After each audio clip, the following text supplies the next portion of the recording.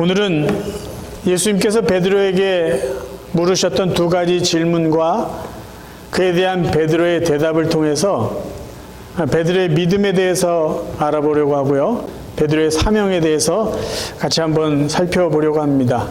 예수님은 제자들에게, 특히 베드로에게 두 가지 질문을 하셨어요. 첫 번째 질문은 오늘 우리가 읽은 마태복음 16장에 있는 너는 나를 누구라 하느냐, 너는 나를 누구로 믿느냐라는 거죠.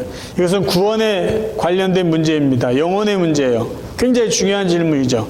그리고 두 번째 질문은 요한복음 21장에서 베드로에게 하신 질문, 우리가 잘 아는 대로 네가 나를 사랑하느냐라는 거예요. 이 질문은요, 단순한 사랑을 확인하는 게 아니라 네가 앞으로 어떻게 살아가야 될지, 구원받은 하나님의 백성으로 구원 이후에 어떤 삶을 살아갈지에 대한 인생의 의미와 목적에 대한 질문입니다. 그래서 사실 예수님이 베드로에게 던진 이 두 가지 질문은 세상에 살아가는 모든 사람에게 해당되는 굉장히 중요한 질문이고 분명하게 대답해야 될 답이라고 우리가 말할 수 있습니다. 이제 좀 더 구체적으로 예수님이 베드로에게 한 질문, 그리고 그는 어떻게 대답했는가 한번 살펴보겠습니다. 첫 번째 예수님의 질문은요, 베드로의 믿음을 확인하는 질문입니다. 네가 나를 누구라고 믿느냐라는 거예요. 근데 여기서 우리가 관심을 두고 조금 더 마음을 두어야 될 내용은요, 질문의 내용보다 예수님이 질문하신 장소입니다. 그러니까 질문의 내용보다 장소를 우리가 더 깊이 살펴봐야 된다는 것이에요. 예수님이 베드로와 제자들에게 너희는 나를 누구라고 생각하느냐, 너는 나를 누구라고 믿느냐라고 질문하신 이곳이 바로 가이사랴 빌립보라는 도시예요. 이 가이사랴 빌립보는 헤롯 대왕, 그러니까 우리가 잘 아는 헤롯 대왕이 BC 20년경에 로마의 황제 가이사랴에게 선물로 받은 도시입니다. 그냥 그렇게 있던 도시가 헤롯 대왕이 죽고 그의 아들 헤롯 빌립이 그 땅을 소유하게 됩니다. 그런데 이 빌립이 조금 야망이 있었던 것 같아요. 이 도시 이름을 황제 이름인, 황제를 이야기하는 가이사랴에다가 자기 이름을 합쳐서 멋있게 짓고 싶었던 거예요. 그래서 가이사랴라는 황제의 칭호 플러스 빌립, 자기 이름을 넣어서 가이사랴 빌립보라고 이름을 짓게 됩니다. 근데 그 시대에는요, 로마가 세계를 지배했던 그 시대에는 아무렇게나 황제의 칭호를 사용할 수가 없었어요. 어느 도시에 황제 이름을 좀 넣고 싶습니다. 그러면 최소한 세 가지의 조건을 만족시켜야지 로마 정부에서 황제 칭호를 사용하도록 허가를 해줬습니다. 첫 번째 조건이 이거예요. 인구가 3만 명 이상 정도 되는 아주 큰 도시여야 된다는 거예요. 또 하나는 적어도 한 2만 명 정도 들어갈 수 있는 아주 웅장한 원형극장, 그 정도는 지을 수 있는 경제적으로 여유 있는 도시여야 된다는 거예요. 그래서 세 번째가 제일 중요한 건데, 그 마을 어디서나 바라볼 수 있는 로마 황제 신전, 로마 황제를 우상화해 놓은 신전이 세워져 있어야 합니다. 그러니까 이런 조건이 기본적으로 맞으면 그래, 그 도시에 황제라는 칭호, 가이사랴라는 칭호를 써도 된다라고 허락한 것이죠.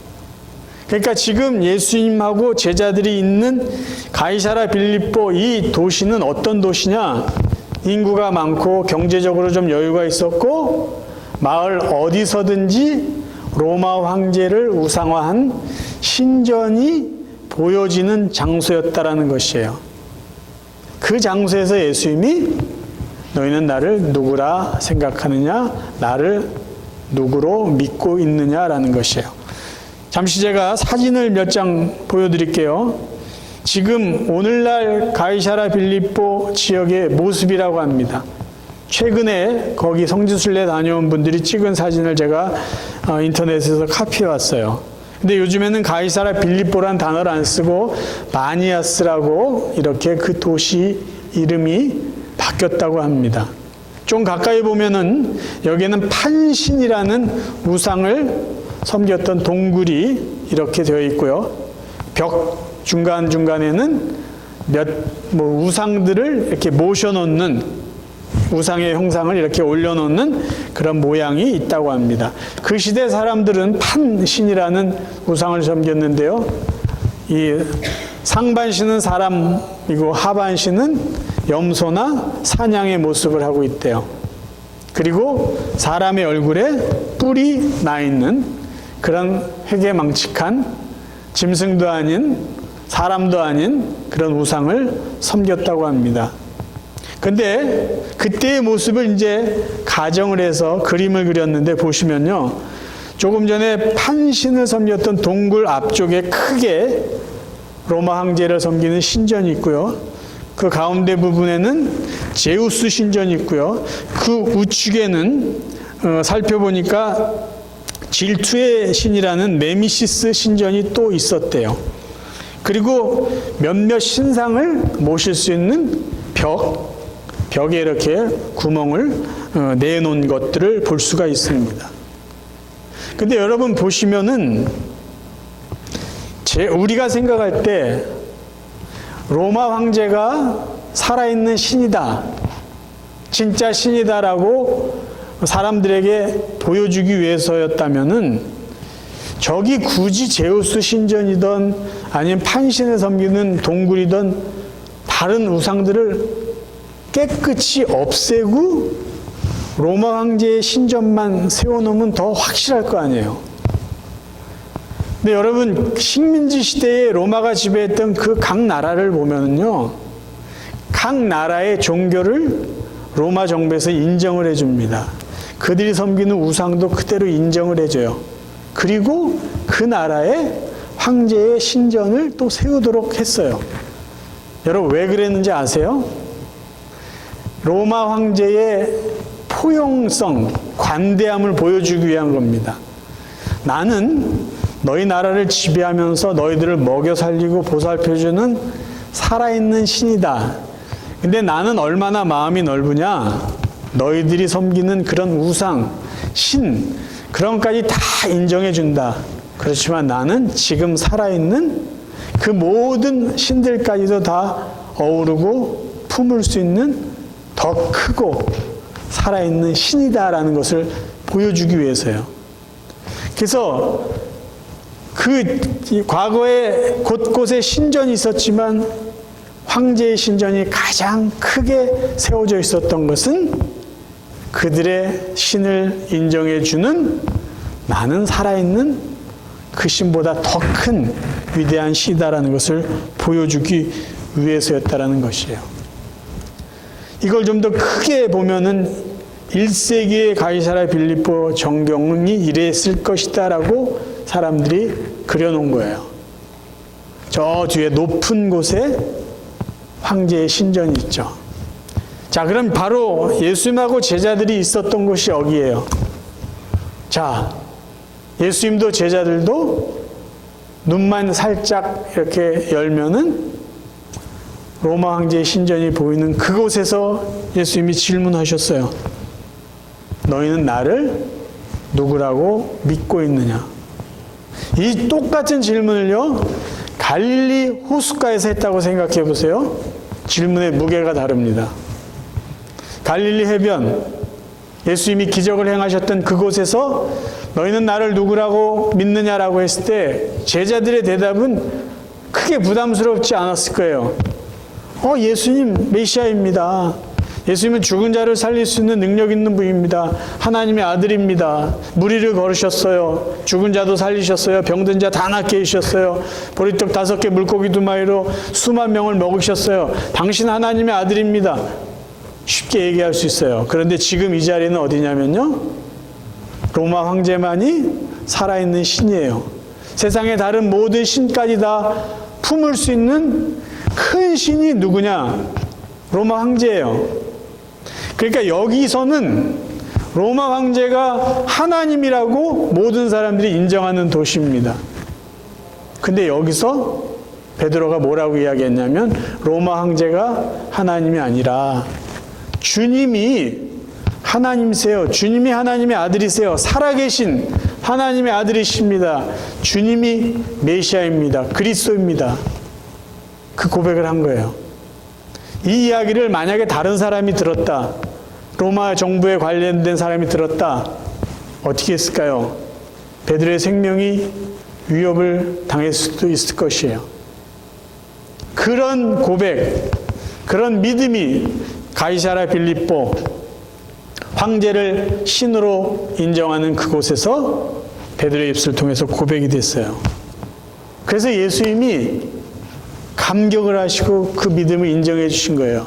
그래, 너의 이 고백은 네가 한 것이 아니다. 부모로부터 받은 어떤 믿음도 아니다. 하나님이 알게 하신 거고 하나님이 너에게 믿게 하신 것이다라는 그 말씀을 해주셨어요. 제가 지난번에도 말씀드렸어요. 우리가 예수를 그리스도로 믿는 믿음조차도 하나님이 우리에게 주신 은혜다라는 말씀을 드렸어요. 다시 한번 제가 읽어드릴게요. 현대어 성경입니다. 여러분이 그리스도를 믿음으로 구원받은 것은 순전히 하나님의 은혜입니다. 여러분이 그리스도를 믿게 된 것조차도 여러분의 자발적인 의지로 된 것이 아니라 하나님께서 주신 선물인 것입니다. 아멘. 그럼 지금 베드로가 주는 그리스도시요 살아계신 하나님의 아들입니다라는 이 믿음의 고백은 누가 주셨을까요? 하나님이에요. 그러니까 하나님의 은혜라는 것은요, 인간이 찾아내거나 인간이 만들어낼 수 없고 오직 하나님으로부터 나오는 하나님이 주신 말 그대로 선물이고 은혜라는 것이에요. 그래서 저는 요한복음 3장 16절을 이렇게 저는 믿고 해석을 합니다. 자, 요한복음 3장 10절 우리가 다 알고 외우는 구절이에요. 하나님 세상을 이처럼 사랑하사 독생자를 주셨으니 이는 그를 믿는 자마다 멸망치 않고 영생을 얻게 하려 하심이라 되어 있는데요. 저는 이 믿는 자마다를 수동태로 이해하고 싶은 거예요. 믿게 하신 자마다. 우리가 믿고 싶어서 믿었나요? 하나님이 믿을 수 있는 믿음을 주셔서 믿게 하셨고 은혜를 주셨기 때문에 우리는 멸망치 않고 영생을 얻게 된 것이죠. 감히 우리가 하나님을 아버지라 부를 수 있는 이 귀한 은혜, 믿음, 하나님이 주셨기 때문에 우리는 알게 되고 믿게 되고 고백하고 그렇게 살게 된 것이죠. 베드로의 믿음, 베드로의 고백, 베드로가 의지적으로 한 것이 아니다라는 거죠. 하나님이 주신 은혜예요. 은혜. 그래서 믿음이 우리의 어떤 의지적인 선택이 아니라 하나님이 주신 은혜라고 이것을 이야기할 때 종종 어떤 사람들은요, 반문을 해요. 그러면 하나님은 이상한 하나님 아니냐? 하나님은 불공평한 신 아니냐? 사랑의 하나님이란 말이 맞지 않는다. 왜 그렇게 반문을 하냐면, 아니 누구는 믿음을 줘서 예수를 믿고 구원받아서 천국 가게 하고 누구는 그 믿음을 안 줘서 믿지 못해서 지옥 가게 한다면 그런 하나님이 어떻게 사랑의 하나님이고 그런 하나님이 어떻게 공평한 하나님이겠냐라고 이야기를 합니다.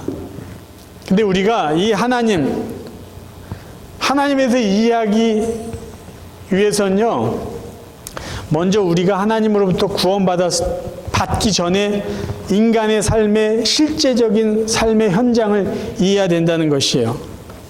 먼저 말씀을 제가 읽어드릴게요. 에베소서 2장 3절 쉬운 말 성경입니다.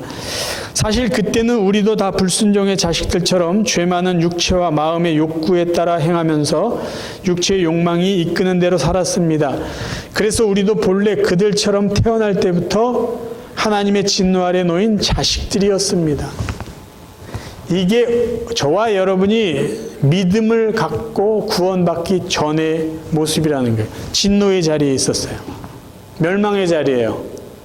그러니까 구원이라는 것이 아무 문제 없이 편안한 상태에 있는 사람들이 더 좋은 천국으로 가고, 아니면 편안한 자리에 있는 사람이 더 나쁜 지옥에 가는 것이 아니라, 인간의 현재의 모습은요, 멸망의 자리였어요.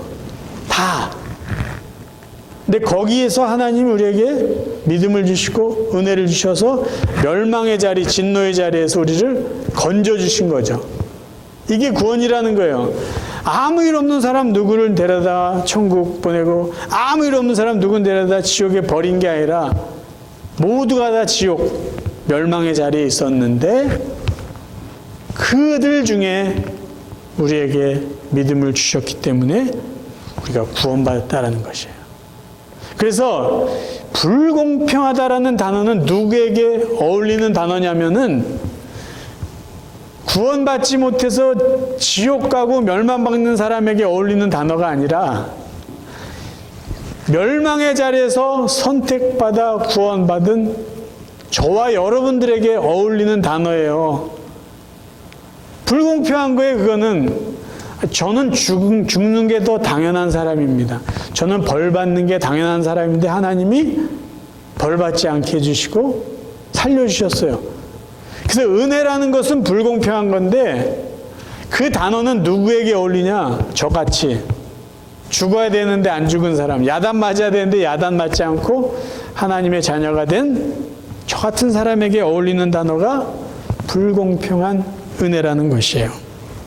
그래서 지금 이 자리에 계신 여러분들이 베드로가 대답한 것처럼요, 저는 예수를 그리스도로 믿습니다.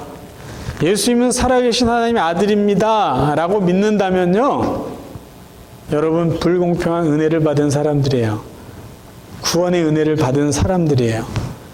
그래서 하나님 앞에 정말 한없이 감사하며 살아야 될 사람들이에요. 두 번째, 예수님이 베드로에게 던진 질문은요, 구원의 믿음을 갖고 사는 베드로가 어떻게 살아야 될지 삶의 의미와 목적을 확인해 주는 질문입니다. 요한복음 21장 잘 아는 내용이에요. 다시 한번 제가 읽어드릴게요. 21장 15절부터입니다. 그들이 조반 먹은 후에 예수께서 시몬 베드로에게 이르시되 요한의 아들 시몬아 네가 이 사람들보다 나를 더 사랑하느냐 하시니 이르되 주님 그러하나이다. 내가 주님을 사랑하는 줄 주님께서 아시나이다. 이르시되 내 어린 양을 먹이라 하시고 또 두 번째 이르시되 요한의 아들 시몬아 네가 나를 사랑하느냐 하시니 이르되 주님 그러하나이다. 내가 주님을 사랑하는 줄 주님께서 아시나이다. 이르시되 내 양을 치라 하시고 세 번째 이르시되 요한의 아들 시몬아 네가 나를 사랑하느냐 하시니 주께서 세 번째 네가 나를 사랑하느냐 하심으로 베드로가 근심하여 이르되 주님 모든 것을 아시오매 내가 주님을 사랑하는 줄을 주님께서 아시나이다. 예수께서 이르시되 내 양을 먹이라. 이 질문을 하기 위해서 예수님이 제자들을 찾아가신 것이 세 번째예요. 이번이 세 번째예요. 부활하신 후에. 근데 왜 제자들은 예수님과 이렇게 떨어져 있었을까요? 예수님이 십자가에 못 박혀 죽기 전에 제자들이 예수님을 배신하고 도망갔어요. 그래서 부활하신 주님을 이렇게 제대로 맞이할 만큼 그들의 마음이 편하지 못했어요. 자괴감에 빠져 있었어요. 그래서 이날은요, 너무 할 일이 없고 그러니까 야, 우리 갈릴리 호수에 가서 고기나 잡으러 가자고 나갔던 때예요. 근데 예수님이 세 번째 그 제자들을 찾아오죠. 밤새 고기를 잡는데 한 마리도 못 잡아요. 새벽녘에 예수님이 야, 배 오른쪽에 한번 그물을 던져봐. 그래서 고기가 많이 잡혀요. 이때 예수님이요, 이 제자들을 위해서 해변가에 모닥불을 피워놓으십니다. 그리고 주님이 준비하신 조반이 거기 있어요. 아침이. 그리고 제자들이 잡은 고기도 함께 구워서 아침 식사를 마련해 주십니다. 식사를 마치자 예수님이 베드로를 향해서 이 질문한 거예요. 네가 나를 사랑하느냐? 네가 나를 사랑하느냐? 네가 나를 사랑하느냐? 이 질문은요, 베드로가 사랑하는지 안 하는지 몰라서 던진 질문이 아니에요. 베드로에게 이 질문한 것은요, 야, 너 하나님이 주신 믿음으로 은혜 받고 구원받은 자 아니냐? 근데 왜 그러고 있어? 라는 거예요. 아니, 네가 한 번 실패했다고 네가 나를 배반했다고, 네가 나를 모른다고 부인했다고 지금 이러고 살아야 될 네가 아니야. 도전을 주시는 거예요. 자극하시는 거예요. 그리고 명령하시는 거예요. 너 나 사랑하잖아. 그럼 네가 할 일이 뭐야? 내 양을 먹이는 거야. 너 나 사랑하잖아. 네가 할 일이 뭐야? 내 양을 치는 거야. 너 나 사랑하는데 그러고 있으면 돼. 내 일을 해. 내 일을 해. 그 얘기하는 거예요. 단지 사랑해 안 해? 사랑해 안 해? 그 문제가 아니라는 거예요. 너 하나님의 은혜 받고 구원 받고 내 제자인데 한 번 넘어졌다고?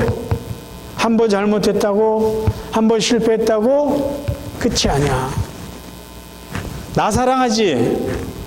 일해. 일해. 일어서 일해. 네 사명 잃지 말고 일해. 지금 그 말씀을 하고 계신 거예요.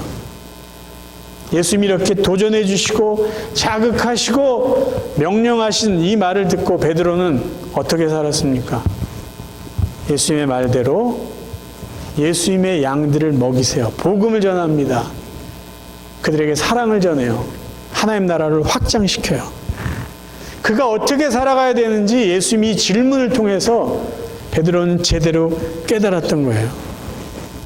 여러분에게 이 질문을 그대로 던지고 싶습니다. 지금 여러분은 예수님을 누구라고 고백하세요? 여러분 예수님을 누구로 믿으세요? 이건 분명히 대답하셔야 돼요. 아직도 난 잘 모르겠어요. 그러면요, 여러분 심각하게 고민하시고 하나님 앞에 기도하셔야 돼요. 하나님 믿음을 주세요. 베드로가 고백했던 그 믿음을, 그 은혜를 저에게도 주세요.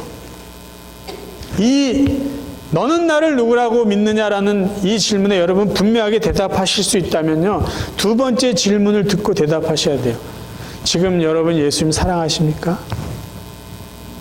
대답만 끝이 아니죠. 사랑합니다. 그러면 바로 예수님이 던져주시는 질문이 있어요. 메시지가 있어요. 내 양을 치라는 거예요. 예수님의 양이 누구일까요? 여러분의 가족일 수도 있고요. 여러분의 이웃일 수 있고요. 여러분의 직장 동료일 수 있고요. 여러분의 성도일 수 있어요. 하나님의 마음이 있는 그 사람, 하나님의 마음이 있는 그 자리가 여러분이 하나님을 사랑하는 그 마음으로 섬겨야 될 것이에요. 우리는요, 이 땅에서 예수를 그리스도를 믿는 것으로 끝나는 삶을 살아야 되는 사람이 아니고, 그건 하나님이 주신 은혜 아니에요. 그 은혜를 어떻게 보답할 것이냐, 그건 우리가 해야 돼요. 믿음은 하나님 주신 은혜고 선물이라면 은혜 받은 자는 어떻게 응답해야 될까요? 보답하며 살아야죠. 보답하며. 제가 마틴 부버 이 종교 철학자의 말을 오늘 여러분에게 좀 인용해서 말씀드리려고 해요. 이분이 이 두 가지 이야기를 같이 했더라고요. 나와 너라는 이 만남에 관련된 책에서 인간들이 하나님을 만나는 건 하나님의 은혜로밖에 만날 수 없다라는 그런 표현을 해요. 그러니까 이 사람은 우리 자신이고 너를, 영원한 너를 하나님으로 표현합니다. 그러니까 첫 번째 인생의 중요한 만남은 나와 하나님과의 만남이에요. 자, 이렇게 그분이 이야기를 했어요. 나와 너의 만남, 이 너는 하나님이에요. 영원한 너, 그 하나님이에요. 나와 너의 만남은 은총에 의한 것이지 결코 찾음으로써 이루어지는 게 아니다. 하나님 우리에게 다가오셨기 때문에 만나는 거 아니에요. 하나님 우리에게 은혜 주셨기 때문에 하나님 아버지라고 부르는 거 아니에요. 굉장히 중요한 이야기를 했어요. 그리고 이런 하나님과의 진정한 만남, 은혜로서 만남을 가졌다면은 사람들에게도 우리는 책임 있게 응답해야 된다, 반응해야 된다는 말로서 이런 표현을 썼습니다. 사람과 사람의 관계는 사람과 하나님 관계의 비유적 표현이라고도 말할 수 있다. 그 어느 경우에서도 참된 부름은 참된 응답을 얻게 되는 것이다. 조금 설명해 드릴게요. 사람과의 관계는 하나님과 우리와의 관계를 보여주는 거다라는 거예요. 그래서 우리가 정말로 하나님의 은혜 가운데 하나님을 바르게 만났다면은 이 하나님과의 만남은 사람과의 만남을 통해서 그것이 표현돼야 된다는 것입니다. 제 표현으로 조금 바꿔서 이야기하면 이것이에요. 우리가 하나님을 인격적으로 만났다면 그 만남이라는 그 은혜와 축복을 가지고 다른 사람도 인격적으로 만나 주어야 된다는 것이죠. 은혜를 받았으면 나눠야 될 거 아니에요. 그렇죠? 거저 받았는데 그게 우리가 구원받은 자로서 살아가야 될 삶의 의미와 목적이라는 겁니다. 에베소 2장 10절에는요. 하나님 우리를 구원해 주신 이유에 대해서 이렇게 이야기해 주고 있어요. 우리를 이렇게 만들어 주고 그리스도 예수로 인해 새롭게 시작된 생활을 하게 하신 분은 하나님이십니다. 이 앞부분은 구원의 은혜를 주셨다는 말이에요. 그 이유가 그 다음 문장에 설명되어 있어요. 하나님께서는 이미 오래전에 우리가 서로 남을 도우면서 살도록 새로운 일을 계획하신 것입니다. 오래전에 계획하신 이 선한 일을 살게 하기 위해서 우리를 이렇게 만드신 거예요. 하나님의 자녀로 멸망의 자리, 진노의 자리에서 구원해 주신 것이에요. 구원이라는 것은요, 구원이라는 큰 하나님의 은혜는 믿는 데서 시작이 됐다면 그 구원의 은혜를 나누는 것까지 다 포함되어 있다는 거예요. 받은 은혜를 어떻게 보답할까요? 사람들을 통해서. 베드로를 통해서 이걸 보여주고 있는 거예요. 베드로에게 믿음을 주셨어요. 근데 베드로가 잠시 낙심했어요. 실패의 자리에 머물러 있었어요. 예수님이 말씀하시잖아요. 너 나 사랑해? 사랑하는 거 맞지? 내 양을 쳐, 내 양을 먹여. 너 그러고 있으면 안 돼. 그게 구원받은 자의 삶이라는 것이에요. 사랑하는 성도 여러분, 우리가 예수님을 향해서 믿음의 고백을 제대로 했다면 우리는 사람들을 향해서도 책임을 해야 되는 사람들이에요. 저와 여러분요, 불공평한 은혜를 받은 사람이에요. 불공평한 은혜, 과분한 은혜를 받은 사람이에요. 그럼 어떻게 해야 될까요? 나눠줘야 될 거 아니에요. 나눠줘야 될 거 아니에요. 하나님은 그러한 일까지 우리에게 감당하기를 원하세요. 믿음을 주신 그분이 우리에게 기대하시는 것, 내가 준 은혜를 나누어라. 저와 여러분의 남은 삶이요, 하나님의 은혜를 늘 기억하면서 정말 한없이 감사하며 살 수 있기를 바라요. 한없이. 그리고 감사의 표현이 이웃들에게 나눔으로 하나님께 대한 감사를 사람들에게 나눠주면서 하나님 앞에 영광 돌리며 살아가는 그런 저와 여러분 되시기를 주님의 이름으로 축원합니다.